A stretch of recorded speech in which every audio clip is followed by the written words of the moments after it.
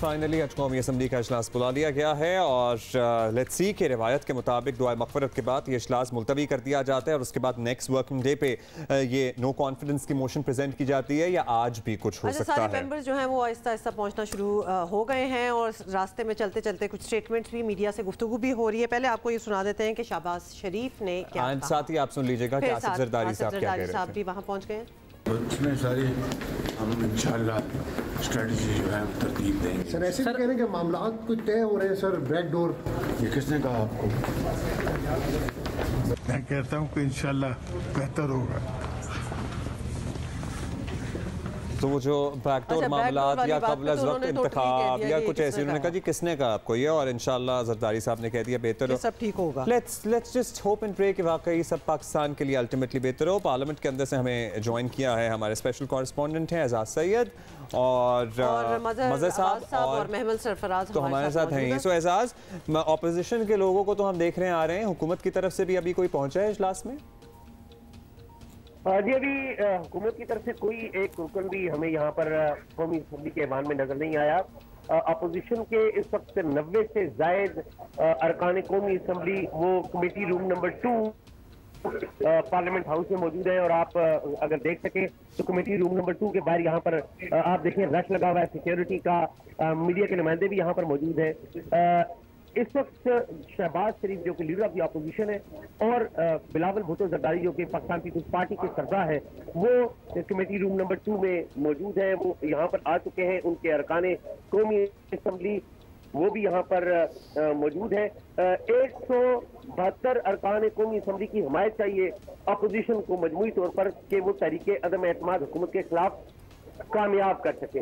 Ivan के अंदर ये जो कमेटी रूम नंबर 2 है यहाँ पर 178 नशिस्तें लगाई गई हैं। इस कमेटी रूम नंबर 2 के अंदर अपोजिशन बैक के अपनी स्ट्रेटजी वो अच्छा, यानी कि ऑलरेडी ज्यादा नशिस्तें लगा दी गई हैं। एजाज, हुकूमत के मुनहरिफ या नाराज लोगों में से अभी कोई नजर आया आपको असेंबली के कॉरिडोर्स में घूमता फिरता? जी अभी तक हमें हुकूमत के जो नाराज अराकीन कौमी असम्बली है उनमें से कोई यहाँ पर नजर नहीं आया। शायद इसमें अपोजिशन की एक स्ट्रेटजी भी है कि वो अपने जो कार्ड हैं उनको शो नहीं करना चाह रही, लेकिन तो ये की जा रही है कि शायद हुकूमत के बाद नाराज अराकीन कौमी असम्बली वो भी आएंगे और उन यहाँ उनकी जो प्रेजेंस है वो सिंबॉलिक प्रेजेंस होगी, लेकिन असल जो प्रेजेंस है हुकूमत के नाराज अराकीन असम्बली की और हुकूमत में शामिल इत्तेहादी जमातों की वो नजर आएगी उस वक्त जब वोट होगा।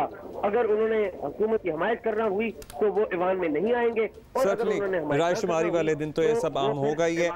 चलें एजाज, आप नजर रखें सारे मामलात पे and thank you for sending us these videos जो भी आप मुख्तसर बात कर रहे हैं सीनियर रहनुमाओं से। सो आपसे हम जानते रहेंगे। मेबल एंड मज़र साहब हमारे साथ मौजूद हैं। मज़र साहब, जो हम बात करते हैं मज़र साहब से, क्योंकि शहबाज शरीफ से जब ये पूछा गया कि कोई बैकडोर कोई आपकी बातचीत चल रही है तो उन्होंने टोटली निगेट ही कर दिया। उन्होंने कहा आपने किससे कहा है, तो ये तो रूल आउट कर दिया जाए फिर कि अब कोई समझौता नहीं हो सकता। समझौता एज़ इन के कबल अज़ वक्त इंतखाब पे मान जाएं और ये अपनी मोशन वापस ले लें। Anything short of this vote of no confidence.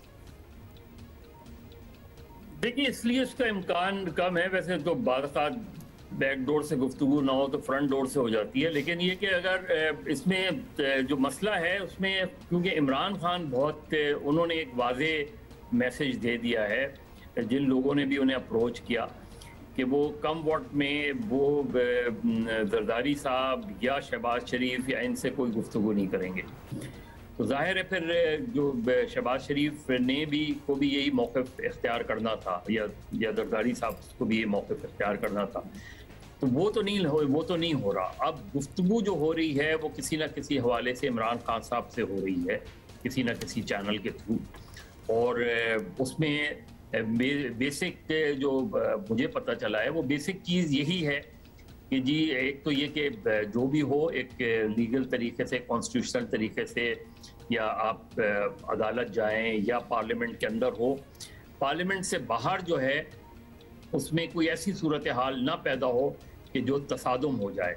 अब अगर 27 तारीख की कॉल है इमरान खान साहब की और जो है 26 तारीख को अपोजिशन की भी रैलीज आएंगी, तो ये रैलीज कहीं ना कहीं तो मिलेंगी और उसमें खतरा ये है कि कोई क्लैश ना हो जाए। हाँ, 27 पे सरप्राइज भी क्या हो सकता है, इस पे भी मनसा आपसे बात करेंगे। मेमल, आपके पास भी आना है हमने। अच्छा, लेकिन इन द अभी मीन टाइम बहुत से लोग जो हैं पार्लियामेंट पहुंच रहे हैं। बिलावल भुट्टो जरदारी भी वहां पहुंचे हैं और उनका क्या कहना है, एक दफा वो भी सुन लें। हम समझते हैं कि आज हमारा फतह का दिन है और 3 साल की मेहनत के बाद आज जो ऑर्डर ऑफ द डे है उस पर अदम एतमाद का मोशन नज़र आ रहा है और आगे जाके भी इंशाल्लाह ताला जीत अवाम की होगी, शिकस्त सिलेक्टेड की होगी। हार जीत तो अल्लाह ताला के हाथ में होते हैं। हम अपना मेहनत कर रहे हैं और अब साफ नजर आ रहा है कि इमरान ने अपना करारदाद पेश कराएंगे आज, करारदाद पेश कराएंगे स्पीकर की जानिब से। क्या हो सकता है अगर टेकअप ना हुआ तो फिर आप देखिए ना, फिर हम कैसे मैनेज करते हैं इंशाल्लाह। मुकम्मल है। He seemed very confident.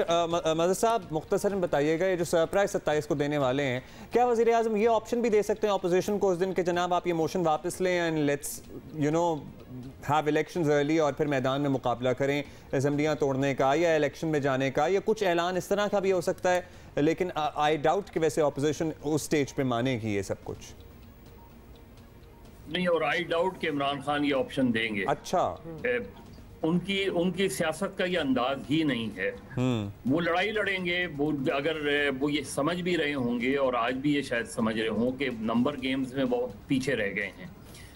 Until unless इत्तेहादी कोई सरप्राइज पैकेज ना दे दें, इत्तेहादी कोई ऐसा फैसला ना कर लें कि वो जाके हुकूमत के साथ ही खड़े रहें, उसके बाद अपोजिशन के लिए सूरत हाल बहुत मुश्किल हो जाएगी।